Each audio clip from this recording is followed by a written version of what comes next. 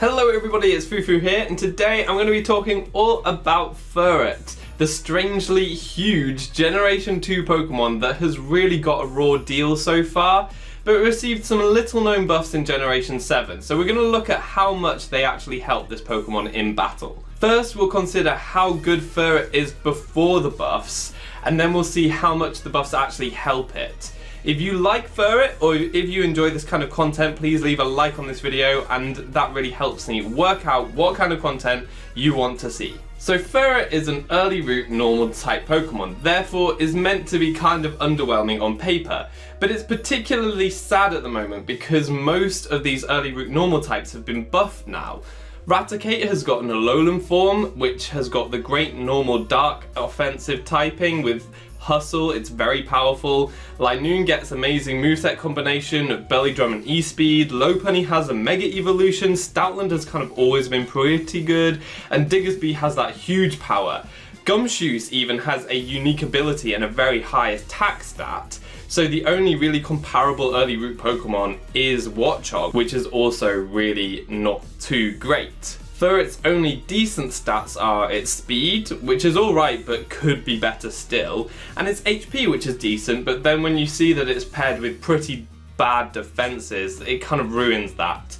It has to rely on a really mediocre attack stat, and it does have one kind of useful ability in battle, which is Frisk, and actually that's one of Furret's biggest selling points. Furret can make an okay scout Pokemon. Basically, you send it out, you automatically find out what your opponent's item is, and then you can react accordingly. You can U-turn, or you can try to revenge KO more weakened Pokemon, and this Furret does actually have access to the move Trick. So you can use Furret as a choice Pokemon, surprise your opponent with a Choice Scarf Speed, or a more powerful Choice Banded Double Edge.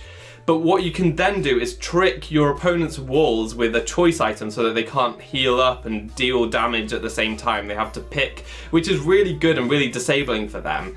And so Furret does have this small niche of having the combination of Trick, U-turn and Frisk. There's only one other Pokemon that can do that pretty well, which is Noivern. It gets Switcheroo instead of Trick. But Furret in the lower tiers, it can perform that scout role pretty nicely, and it's very nice in this meta where we've got Z moves and Z crystals to scout for, so Frisk is pretty good at that.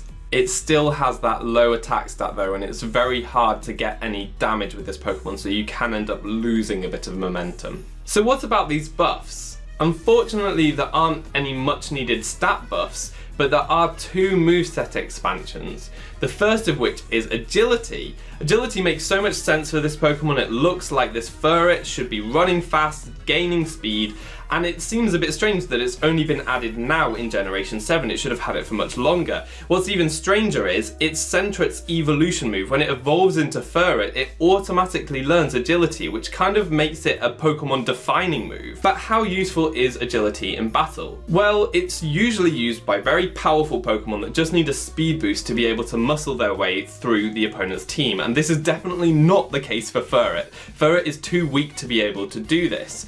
It does, however, learn Baton Pass, meaning that you can pass that speed boost onto your other Pokemon that can then muscle through their team.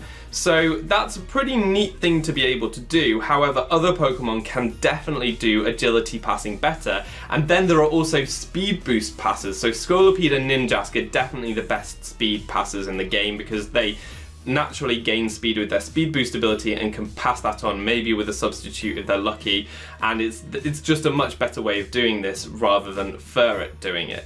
So agility is another option for Furret, but probably isn't the most useful thing for it. The second buff is in a different move, which is a neater setup move I think, and that's Coil. Coil is really cool because it boosts 3 separate stats. It boosts attack, defense and accuracy. What's good about this is that Furret doesn't really have many good options to boost its attack before Coil, and it also gets that defense boost. Furret learns Amnesia, so it's already able to get a massive boost to its special defense, and Coil boosting its physical defense also allows Furret to bulk up a lot while also increasing its attack. Furret is able to maybe utilize these attack boosts itself. It does have some strong stab moves like Return or Double Edge. If you have a Rest Talk set or a Berry that will help it heal up, then you could maybe boost your defenses and then go for some damage with these moves. But I think the better way of using it is again with Baton Pass, because you can get an Amnesia up, tank some of the opponent's oncoming hits, and then get multiple coils up to get big attack boosts and pass them off to another one of your Pokemon. And it's one of the few ways where you can really get some accuracy boosts passed to your other Pokemon, which is really nice.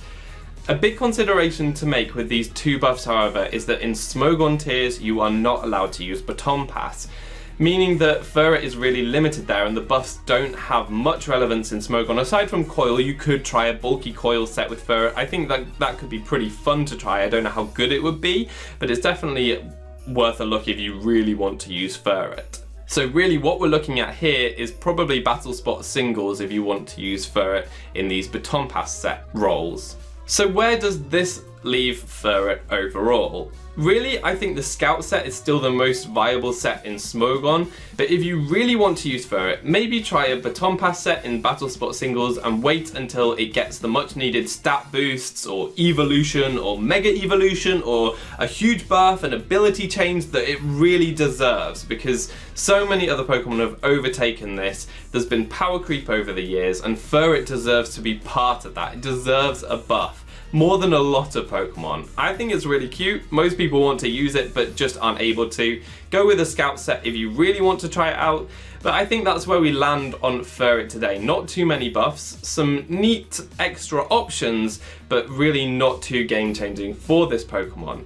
Please let me know what you think about Furret, what sets you might be using, but that's going to be all for today. I've been Fufu, you've been awesome, and hopefully see you next time. Goodbye.